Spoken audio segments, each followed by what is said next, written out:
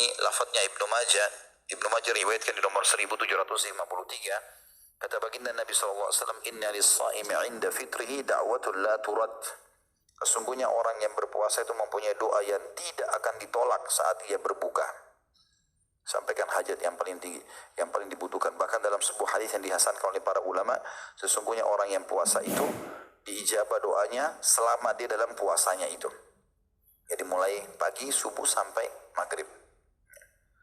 Jadi kita bisa bayangkan teman-teman, kalau misal ini contoh rasional, seseorang di antara kita dipanggil ke istana presiden kah atau ke mana tempat seorang yang punya kedudukan, kemudian dia mengatakan, kalau yang datang kepada saya di jam sekian, maka saya akan terima semua jadi tamu dan apa saja yang dia mau dikasih. Misal pembebasan tanah, jabatan, mungkin orang semua pada antri. Kalau perlu minuman makanannya dipegang. Atau pagi kalau dikasih syarat, boleh tapi nggak boleh makan, nggak boleh minum. Mungkin orang semua akan lakukan. Harus datang pakai baju hitam atau jas hitam, baju kemeja putih. Pasti dilakukan semua. Hanya karena salah satu hajat dunianya diterima. Orang puasa, akhi dan ukhti, pahalanya besar dan doanya mustajab. Langsung Allah SWT terima. Kalimat Nabi SAW tidak ditolak, artinya pasti diterima. Kemudian juga selanjutnya, mereka akan mendapatkan satu kem istana di surga, dikhususkan untuk orang puasa semuanya. Sebagaimana dalam hadis Bukhari, di nomor 1890 dan Imam Muslim juga menyebutkan di nomor 1152. Inna fil jannati baban yuqalu lahu ar-rayyan yadkhulu minhu as-sa'imuna yawmal qiyamah la yadkhulu minhu ahadun ghairuhum yuqalu ayna as-sa'imun fayaqumun la yadkhulu minhu ahadun ghairuhum fa idza dakhalu ughliq falam yadkhul minhu ahad. Sesungguhnya di dalam surga itu terdapat sebuah pintu yang disebut Ar-Rayyan. Orang-orang yang berpuasa masuk ke dalam surga pada hari kiamat melalui pintu itu dan tidak ada seorang pun selain mereka yang masuk melalui pintu tersebut. Ditanyakan di manakah orang-orang yang berpuasa, maksudnya rutin berpuasa. Kemudian mereka berdiri dan masuk melaluinya tanpa seorang pun selain mereka. Jika orang-orang yang berpuasa telah masuk, pintu tersebut ditutup sehingga tidak ada seorang pun selain mereka yang bisa masuk melaluinya. Kata ulama hadis yang dimaksud di sini adalah pintu-pintu surga sangat banyak, ada 8 pintu surga dalam hadis yang sahih dikatakan dan akan dipenuhi oleh manusia, gitu kan?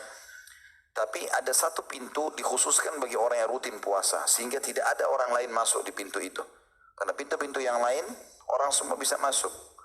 Di sini dikhususkan. Itu makna yang pertama. Makna yang kedua adalah memang setiap muslim ya, kalau dia mengerjakan semua jenis ibadah ini, maka dia bisa memiliki istana di setiap pintu gerbang itu.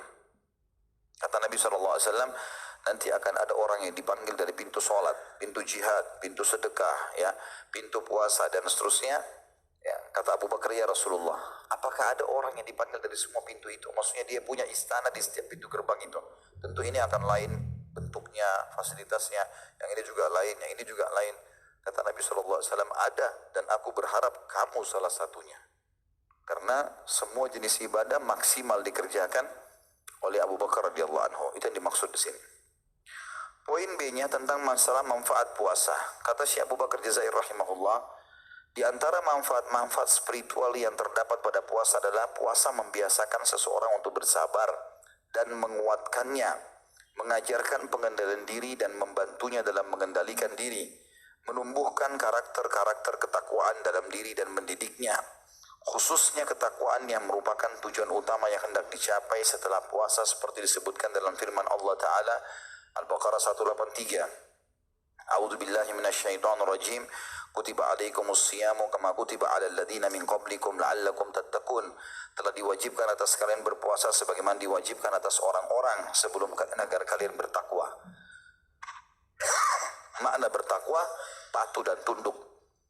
Dan puasa ini yang bisa membuat jiwa seseorang siap untuk patuh dan tunduk kepada Allah.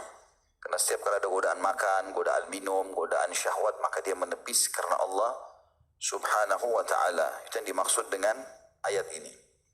Jadi dengan puasa, secara otomatis dia akan terbiasa untuk sabar.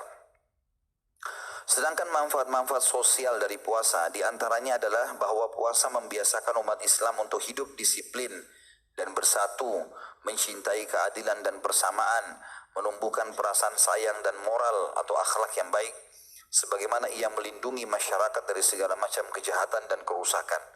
Orang kalau ikut program puasa itu seperti ikut lembaga training. Ya.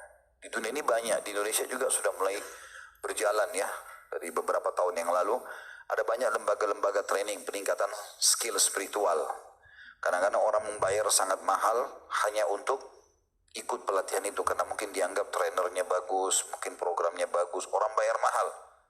Tanpa kita sadari teman-teman sekalian, dan semestinya kita menyadari masalah itu, kalau Ramadan adalah lembaga training massal yang sangat besar, trainernya itu pengawasnya langsung Allah, ya, para staf-stafnya semua malaikat, dan kita kemanapun di bulan Ramadan semuanya orang lagi puasa, dan syaratnya semuanya sama. Mereka tahan makan dan minum dari syahwat dari subuh sampai maghrib. Bahkan kita teman-teman di Asia Tenggara ini perlu bersyukur kepada Allah Subhanahu wa Ta'ala. Saya lihat cuplikan di beberapa wilayah di muka bumi ini, kebetulan orang Indonesia yang sempat mengirim di Ramadan yang lalu, itu mereka berada di wilayah yang malamnya cuma 2 jam. Jadi begitu mereka buka puasa, 2 jam kemudian azan subuh.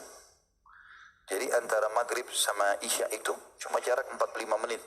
Setelah itu mereka baru buka puasa, sahur udah subuh. Jadi cuma 2 jam, artinya mereka sekitar 20 jam berpuasa.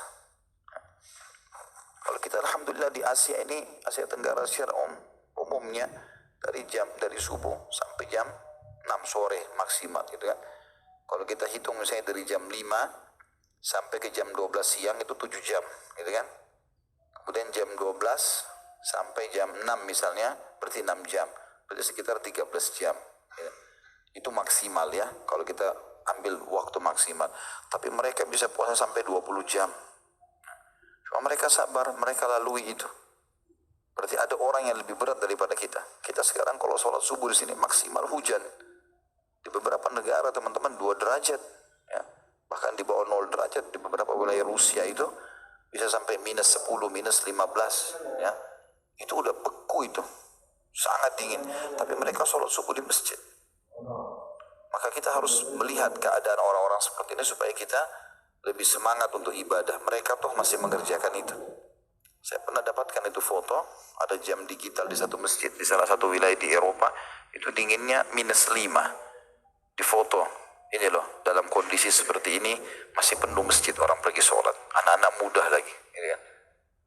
Maka ini pukulan, ya, tamparan yang sangat keras bagi kita di Asia yang malas pergi sholat subuh di masjid, padahal sebenarnya sangat mudah. Kemudian